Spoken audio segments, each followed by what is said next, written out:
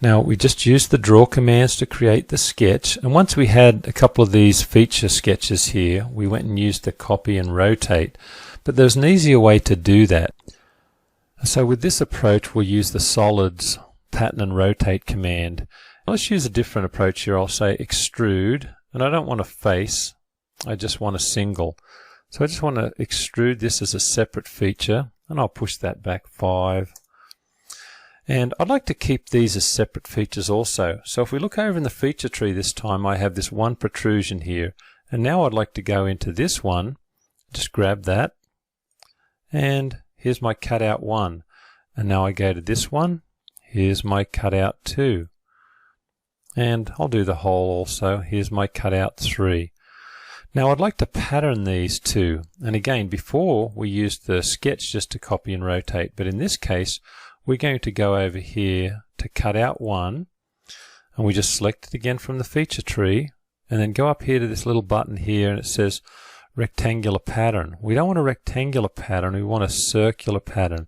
So I'll click on circular, and come down here, it says click on the face axis, position the axis.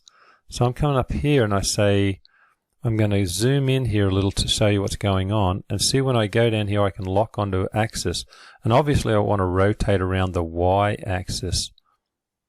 So I click on that axis right there, and then it says what's the count you want, and in this case I think I just wanted 3, and check it off, and I'm done.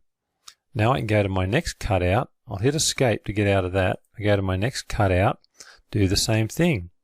Go up here to the rectangular button, and I want a circular pattern, and I go back onto the Y axis, I lock to that, and it remains on 3, and I check that off, and there's my pattern. And I'll hit escape to get out of that, turn off my sketches and my dimensions. And again, what Siemens will ask you for is the volume, so you've got to remember to go to Inspect, Mass Properties.